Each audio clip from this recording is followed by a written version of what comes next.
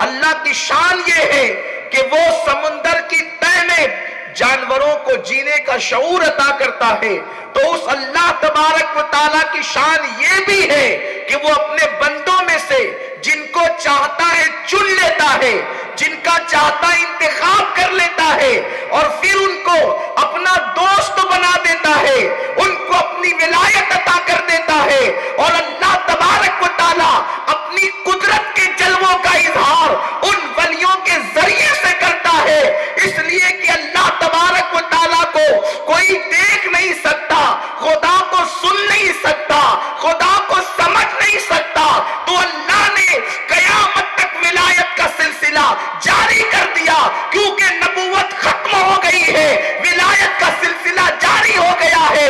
خدا کو دیکھنا ہے تو عبد القادر کے جلووں میں دیکھو، خدا کا جلوہ دیکھنا ہے تو عبد القادر کو دیکھو، خدا کا جلوہ دیکھنا ہے تو عبد القادر کو دیکھو، کہ عبد القادر وہ ہے کہ جو اپنی ٹھوکروں سے مردوں کو زندہ کرتا ہے۔ ارے جب عبد القادر کی شان کا یہ عالم ہے تو قادر کی شان کا عالم کیا ہوگا؟ سبحان اللہ، سبحان اللہ، اللہ اکبر۔ میرے پیارے آقا صلی اللہ علیہ وسلم کے پیارے دیوانوں، سرکار غوث اعظم کا مقام، ان کے مرتبے کو کون بیان کر سکتا ہے؟ غوث پاک وہ ہیں، آپ نے اپنے قصیدے میں فرمایا، لوگوں مجھے کسی کے طرح نہ سمجھنا، میں کسی کی طرح نہیں ہوں، کوئی میری طرح نہیں ہے۔ سرکار غوث پاک فرماتے ہیں، اللہ نے جب فرشتوں سے کہا تھا انی عالم و ما لا تعلمون، جو میں جانتا ہوں وہ تم نہیں جانتے، یہ عالم و ما لا تعلمون کون ہے؟ غوث پاک کہتے ہیں وہ میں ہوں، میں اللہ کے رازوں میں سے ایک راز ہوں۔ سبحان اللہ، سبحان اللہ۔ غوث پاک نے فرمایا میں اللہ کے رازوں میں سے ایک راز ہوں، مجھے کسی کی طرح نہ سمجھنا۔ فرماتے ہیں جب نوح کی کشتی چل رہی تھی تو میں نوح کی کشتی میں موجود تھا۔ فرماتے ہیں جب ابراہیم نار نمرود میں تھے تو اس وقت میں ان کی پیٹھ میں موجود تھا۔ جب حضرت اسماعیل کی گردن پر چھری تھی تو میں ان کی پیشانی میں موجود تھا۔ سرکار غوث پاک فرماتے ہیں اللہ نے مجھے وہ مقام عطا کیا، وہ راز عطا کیا، وہ شان عطا کیا، وہ مرتبے عطا کیا، وہ بزرگی عطا کیا کہ اگر میں اپنے راز کو پہاڑ پہ ڈال دوں تو پہاڑ ریزہ ریزہ ہو جائے، اگر میں اپنے راز کو آگ پہ ڈال دوں تو آگ بجھ جائے، اپنے راز کو سمندروں پہ ڈال دوں تو خشک ہو جائے، اپنے راز کو مردے پہ ڈال دوں تو زندہ ہو جائے، اور زندے پہ ڈال دوں تو مردہ ہو جائے۔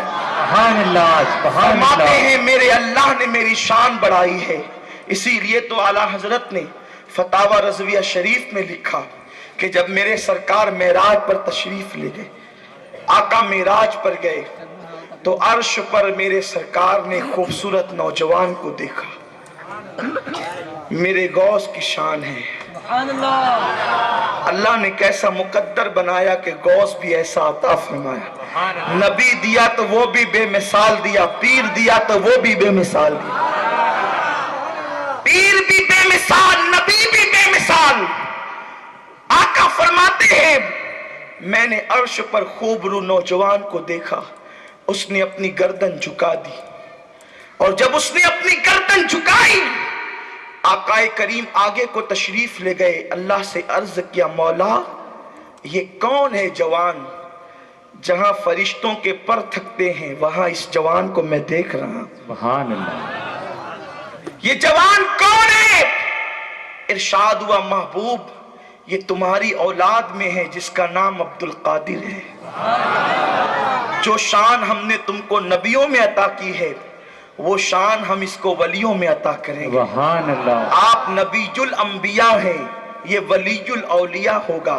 میرے سرکار کے ہاتھ اٹھ گئے، مصطفیٰ کریم کے ہاتھ اٹھ گئے، عرض کرتے ہیں مولا اس نے میرا قدم اپنی گردن پہ لیا ہے، ساری امت کے اولیاء اس کا قدم اپنی گردن پر لیں گے۔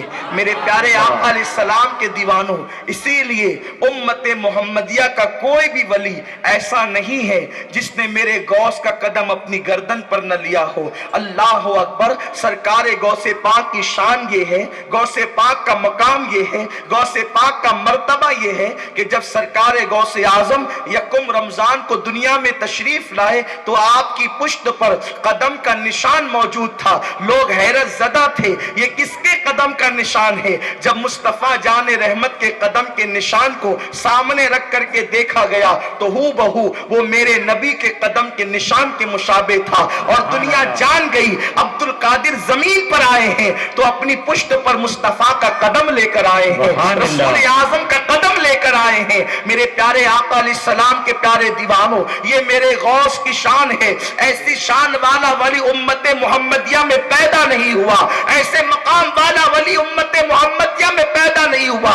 امت محمدیہ میں کیا اور بھی امتیں جو گزری ہے اس میں کوئی ایسا ولی نہیں ہے۔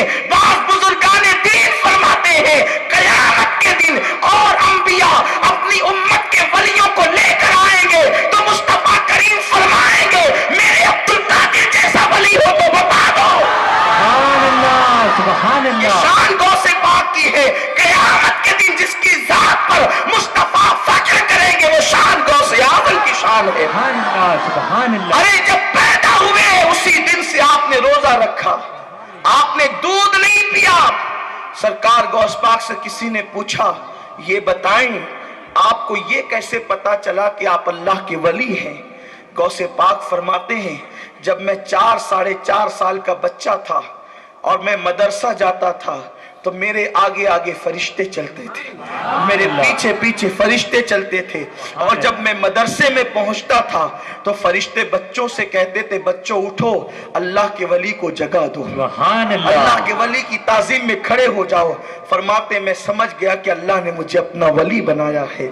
ارے جس کا بچپنا ایسا ہو اس کی جوانی کیسی ہوگی، جس کی جوانی بے مثال اس کی آخری کی زندگی کیسی ہوگی۔ یہ غوث پاک کی شان ہے میرے پیارے آقا علیہ السلام کے دیوانوں۔ لیکن یہ مرتبہ ہونے کے باوجود، یہ مقام ہونے کے باوجود غوث پاک علم حاصل کرتے رہے اور آپ نے کبھی ادب کا دامن نہیں چھوڑا۔